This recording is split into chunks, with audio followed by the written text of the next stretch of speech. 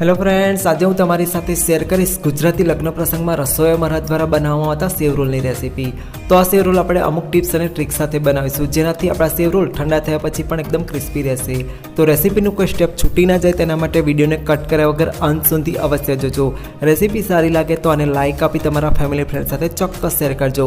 તો ચલો લગ્ન પ્રસંગમાં બનતા એકદમ ક્રિસ્પી અને ટેસ્ટી સેવ રોલ બનાવવાનું શરૂ કરીએ। ક્રિસ્પી સેવ રોલ બનાવવા માટે સૌથી પહેલાં આપણે સેવ રોલ માટેનું મિશ્રણ બનાવવાનું છે। તો તેના માટે મેં અત્યારે 2 બાફેલા બટાકા લીધા છે, જેને મેં વરાળે બાફી ત્યારબાદ ઠંડા કરી તેને આ રીતે છોલીને લીધા છે।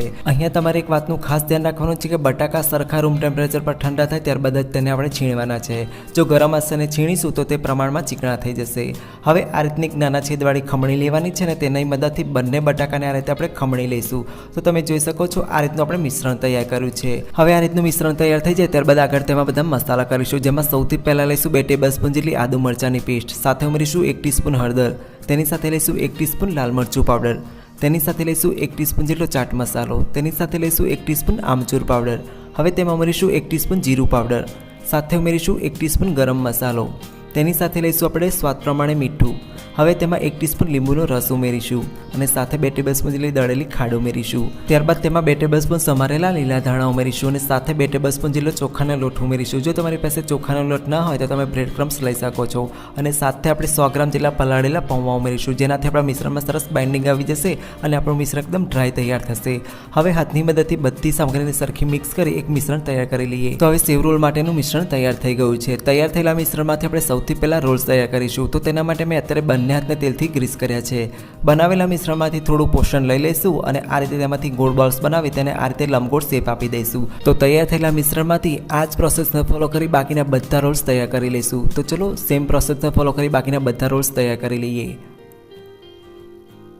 હવે તમે જોઈ શકો છો મેં સેમ પ્રોસેસને ફોલો કરી બાકીના બધા રોલ્સ તૈયાર કર્યા છે। જે માપથી મિશ્રણ બનાવ્યું તેનાથી 20 નંગ જેટલા રોલ્સ તૈયાર થયા છે। હવે સેવ રોલ માટેના રોલ તૈયાર છે, તો આઉટર લેયર માટેની સ્લરીની પ્રોસેસ જોઈશું। તો તેના માટે આપણે એક બાઉલની અંદર 50 ગ્રામ જેટલો મેદો લઈશું, તેની સાથે આપણે 3 ટેબલસ્પૂન જેટલો કોર્નફ્લોર લઈશું। જો તમે એકલા મેદામાંથી આ રોલ તૈયાર કરશો તો તે ચવડ બની જશે, પણ સાથે કોર્નફ્લોર ઉમેરશો તો તમારા રોલ એકદમ ક્રિસ્પી તૈયાર થશે। સાથે સ્વાદ પ્રમાણે મીઠું ઉમેરીશું અને હવે જરૂર મુજબ પાણી ઉમેરતા જવાનું છે અને પતલી સ્લરી તૈયાર કરવાની છે। તો ધીમે ધીમે પાણી ઉમેરી મેં આ રીતની સ્લરી તૈયાર કરી છે। હું તમને તેનું ટેક્સચર બતાવું તો આ રીતનું છે અને સ્પૂનને એકદમ પતલું કોટિંગ થાય છે। આ રીતનું પતલું કોટિંગ થાય તે રીતની આપણે સ્લરી તૈયાર કરવાની છે।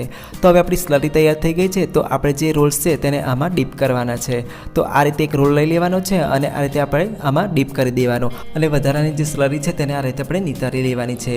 સેવ રોલ બનાવવા માટે અહીંયા મેં ઘઉંના લોટની જે સેવ આવે તે લીધેલી છે, જેને આપણે બીરંજ બનાવવા માટે ઉપયોગમાં લઈએ છીએ અથવા સેવાય દૂધપાક બનાવવા માટે ઉપયોગમાં લઈએ છીએ। તો ઘઉંના લોટની રોસ્ટેડ વર્મિસેલી છે, જે તમને કોઈપણ અનાજ કરિયાણાની દુકાન પર અથવા ગ્રોસરી સ્ટોર પરથી ઇઝીલી મળી જશે। તો તૈયાર થયેલા રોલને આ રીતે આપણે વર્મિસેલીથી કોટ કરી લેવાનો છે। તો અહીંયા રોલ પર વર્મિસેલીનું પ્રોપર કોટિંગ થાય તેનું ખાસ ધ્યાન રાખવાનું છે।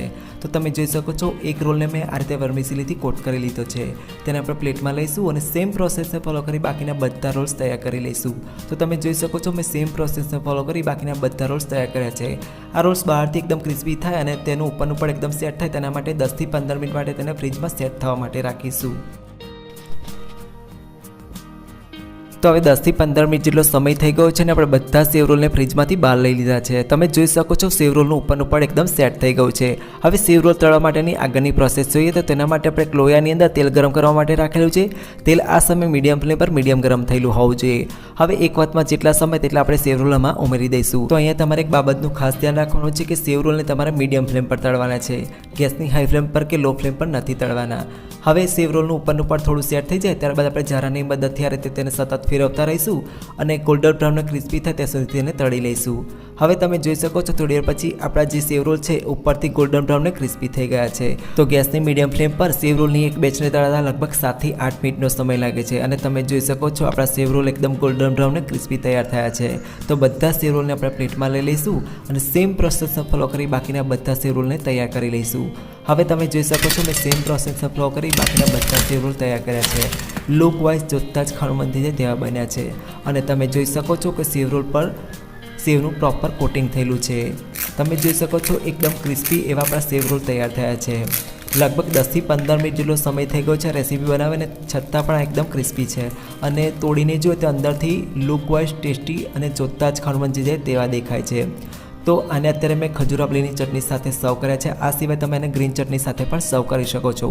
પણ સેવ રોલનું કોમ્બિનેશન હંમેશા ખજૂર આંબલીની ચટણી સાથે સરસ લાગતું હોય છે. તો તૈયાર છે એકદમ ક્રિસ્પી એવા ગુજરાતી સેવ રોલ. આઈ હોપ કે તમને મારી આજની રેસીપી પસંદ આવી છે. જો રેસીપી પસંદ આવી તો પ્લીઝ આ રેસીપીને એક લાઇક આપી દેજો.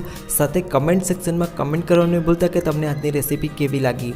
ચેનલ પર નવા હોય તો ચેનલને સબસ્ક્રાઇબ કરી બાજુમાં આવતા બેલ આઇકનમાં ઓલ પ્રેસ કરવાનું નહીં ભૂલતા. ફરી મળીએ આવી એક નવી ઇન્ટરેસ્ટિંગ રેસીપી સાથે. Thanks for watching this video.